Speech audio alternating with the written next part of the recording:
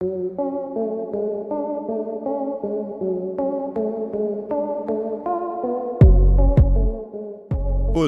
यानी ब्रिज।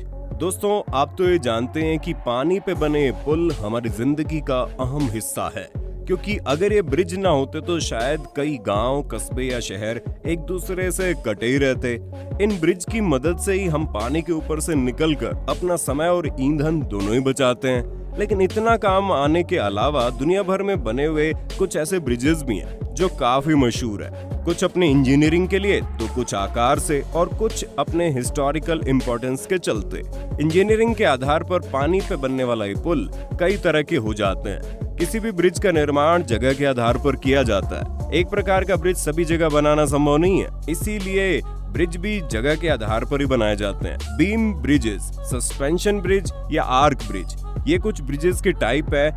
कोई भी पुल तब तक वजन सहन कर सकता है जब तक उस पर पड़ने वाला भार डायरेक्ट या फिर इनडायरेक्ट तरीके से जमीन में ट्रांसफर होता है। एक ब्रिज पर लाखों टन का भार होता है, लेकिन वो फिर भी मजबूती से खड़ा रहता है, क्योंकि सारा भार खम्भों पर टिका होता है और खम्भों से होता हुआ जमीन में चला जाता है, जिससे ब्रिजेस को कोई नुकसान नहीं होता। लेकिन दोस्तों, पानी में बनने वाले किसी भी ब्रिज की सबसे बड़ी चुनौती उसका फाउंडेशन बनाना ही होता है, और पानी जितना ज्यादा गहरा हो ये चलेंगे भी उतना ही।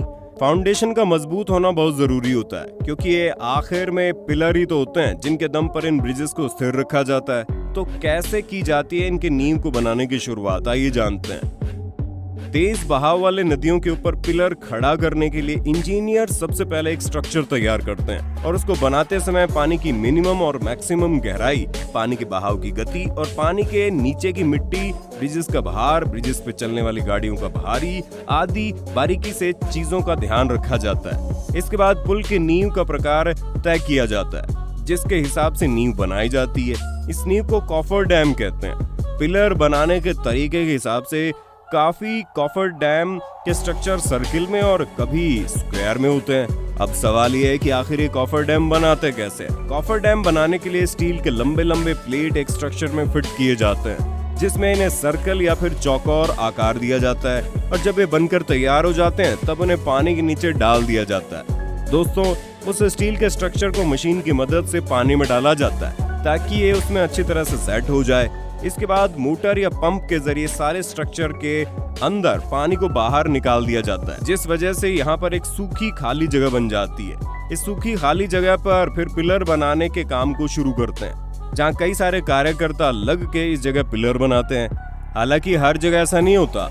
अगर पानी गहरा है तो इतने पानी में कॉफर डैम बनाना पॉसिबल नहीं होता। जैसे समंदर में बीम बनाने के लिए समुद्र तट में सबसे पहले एक ठोस जगह देखते हैं और उसकी गहराई मापते हैं। इसके बाद उस जगह पर बड़ी बड़ी मशीनों द्वारा गड्ढा किया जाता है, जैसे बोरवेल बनाते समय करते हैं। फिर उस बोरवेल में स्टील यानी लोहे के मोटे पाइप डालते हैं। फिर पाइप में अंदर का सारा पानी बाहर निकाला जाता है। उस पाइप में सीमेंट और कंक्रीट का मिश्रण भरा जाता है। जरूरत के हिसाब से एक से ज्यादा खंबे जोड़कर एक बड़ा खंबा बना सकते हैं। जैसे जैसे खंबे बनते जाते हैं वैसे वैसे उन पर रोड भी तैयार की जाती है।